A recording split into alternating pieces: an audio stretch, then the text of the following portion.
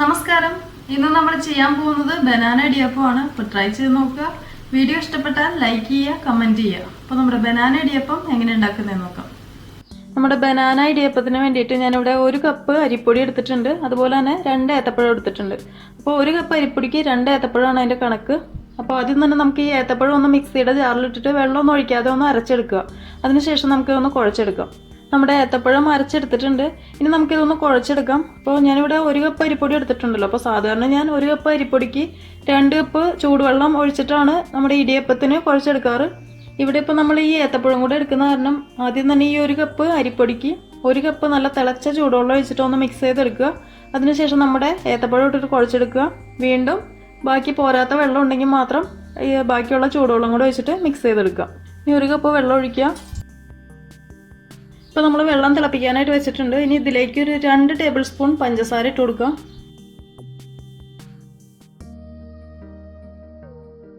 ഇനി ഇതിലേക്ക് 1 ടീസ്പൂൺ നെയ്യ് ഒഴിച്ചു കൊടുക്കുക. നെയ്യിൻ്റെ ടേസ്റ്റ് ഇഷ്ടമല്ലാത്തവരുണ്ടെങ്കിൽ വെളിച്ചെണ്ണ ഒഴിച്ചാലും മതിയാവും. ഇനി കുറച്ച് ഉപ്പിട്ട് കൊടുക്കുക.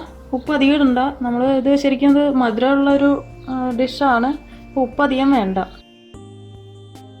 ഇനിയിപ്പോൾ ഈ വെള്ളം നന്നായിട്ട് തിളച്ച് വന്നതിന് ശേഷം നമുക്ക് ഈ അരിപ്പൊടി ഇതിലേക്ക് ഇട്ടിട്ട് നന്നായിട്ടൊന്ന് കുഴച്ചെടുക്കാം. അപ്പോൾ ഇത് വേറെ സംഭവമൊന്നുമില്ല. സാധാരണ നമ്മൾ ഇടിയപ്പം എങ്ങനെ ഉണ്ടാക്കുന്നതെന്ന് വെച്ചാൽ അത്രയും തന്നെ പണിയും ഇതിനേ ഉള്ളൂ.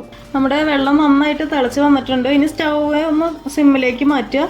എന്നിട്ട് നമുക്ക് ഈ പൊടി ഇതിലേക്ക് കുറേശ്ശായിട്ട് ഇട്ട് കൊടുത്തിട്ട് മിക്സ് ചെയ്തെടുക്കാം.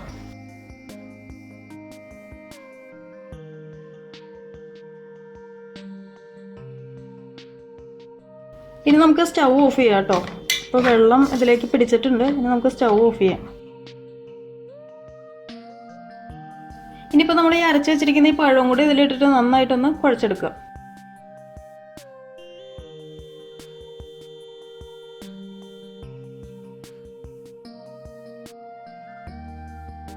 അപ്പോൾ നമ്മുടെ മാവ് കുഴച്ചെടുത്തിട്ടുണ്ട്. ഞാനിതിലിപ്പോൾ ഒരു 3 ടേബിൾ സ്പൂൺ അരിപ്പൊടിയും കൂടെ ചേർത്തിട്ടുണ്ട് കേട്ടോ. അപ്പോൾ അരിപ്പൊടി നമ്മൾ എക്സ്ട്രാ ചേർക്കുകയാണെങ്കിൽ അത് ആ ചൂടോടുകൂടി തന്നെ വേണം ചേർക്കാനായിട്ട്. ഇതിപ്പോൾ നമ്മളെടുത്ത ആ വെള്ളത്തിൻ്റെ അളവിൻ്റെ പ്രശ്നം കൊണ്ട് സംഭവിച്ചാണ് കേട്ടോ ഇങ്ങനെ. അപ്പോൾ അത് കുഴപ്പമില്ല. നിങ്ങൾ എടുക്കുമ്പോഴും ഇതേ അളവിൽ തന്നെ എടുത്താൽ മതി. അതായത് 1 കപ്പ് അരിപ്പൊടിക്ക് 1 കപ്പ് ചൂടുവെള്ളം ഇതേപോലെ മിക്സ് ചെയ്തെടുത്താൽ മതി. എന്നിട്ട് നമ്മൾ വെള്ളം കൂടുതലാണെന്ന് തോന്നുകയാണെങ്കിൽ മാത്രം 2-3 ടേബിൾ സ്പൂൺ ഇട്ടിട്ട് നന്നായിട്ട് കുഴച്ചെടുക്കുക.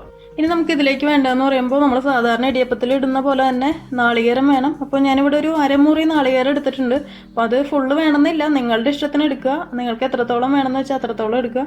അപ്പോൾ ഞാനെന്തായാലും ഒരു അരമുറി എടുത്തിട്ടുണ്ട്. ഇനി ഇതിലേക്ക് ഒരു 1/4 ടീസ്പൂൺ ഏലക്ക പൊടിച്ചതും അതുപോലെ തന്നെ ഒരു 1/4 ടീസ്പൂൺ നല്ല ജീരകം പൊടിച്ചതും ചേർത്തിട്ടൊന്ന് മിക്സ് ചെയ്തെടുക്കുക. ഇനിയിപ്പോൾ നമ്മൾ സാധാരണ ഇടിയപ്പം ഉണ്ടാക്കുന്ന പോലെ തന്നെ ഇടിയപ്പത്തിൻ്റെ പ്രസ്സിലേക്ക് ഇത് ഫില്ല് ചെയ്ത് കൊടുക്കുക. എന്നിട്ട് ഇടിയപ്പ ചെമ്പിൽ വെച്ചിട്ട് ആവിയേറ്റിയെടുക്കുക. നമ്മുടെ ഇടിയപ്പത്തിൻ്റെ മാവ് ഞാൻ ഫില്ല് ചെയ്തെടുത്തിട്ടുണ്ട്. അതുപോലെ തന്നെ ഞാനിപ്പോൾ ഇഡ്ഡലി ചെമ്പിൽ വെച്ചിട്ടാണ് ഇത് ആവിയേറ്റിയെടുക്കുന്നത്. അപ്പോൾ അതിൻ്റെ തട്ടിലും കുറച്ച് ഓയിൽ ബ്രഷ് ചെയ്തെടുത്തിട്ടുണ്ട്. അതുപോലെ നമ്മുടെ നാളികേരത്തിൽ ഞാൻ ജീരകപ്പൊടിയും ഏലക്കാപ്പൊടിയും ചേർത്തിട്ട് മിക്സ് ചെയ്തെടുത്തിട്ടുണ്ട്. ഇനി നമുക്ക് നമ്മുടെ ഈ ഇടിയപ്പത്തിൻ്റെ മാവ് നമ്മുടെ ഈ തട്ടിലേക്ക് പ്രസ് ചെയ്ത് കൊടുക്കാം. എന്നിട്ട് ഇതിലേക്ക് കുറച്ച് നമ്മുടെ നാളികേരത്തിൻ്റെ കൂട്ടിട്ട് കൊടുക്കാം. വീണ്ടും ഇതുപോലെ തന്നെ ഒന്നുകൂടെ ഒന്ന് പ്രസ് ചെയ്യുക. ഇത് മുകളിലായിട്ട് വീണ്ടും കുറച്ച് നാളികേരം കൂടി ഇട്ട്.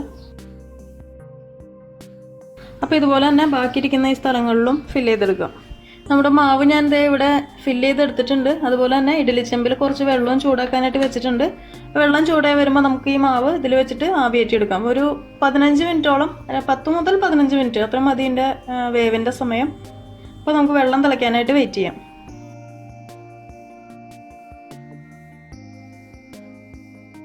പിന്നെ ഒരു കാര്യം ഞാൻ പറയാനായിട്ട് വിട്ടുപോയിട്ടോ.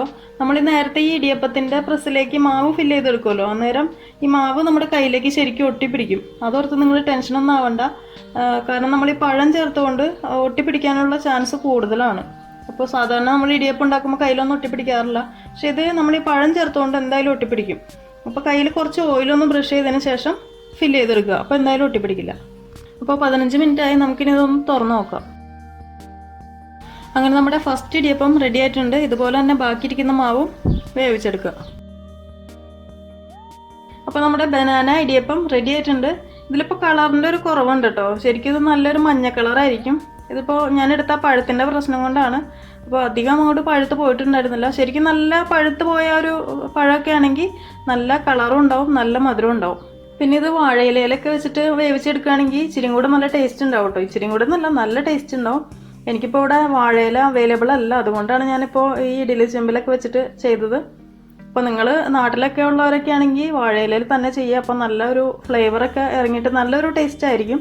സത്യം പറഞ്ഞാൽ ഇത് ഞാനൊരു ഗ്രൂപ്പിൽ കണ്ട ഒരു റെസിപ്പിയാണ്. അത് കണ്ടപ്പോൾ എനിക്ക് ഇഷ്ടമായിട്ട് തോന്നി. അപ്പോൾ നിങ്ങൾക്കും കൂടെ ഒന്ന് ഷെയർ ചെയ്യാമെന്ന് വിചാരിച്ചു.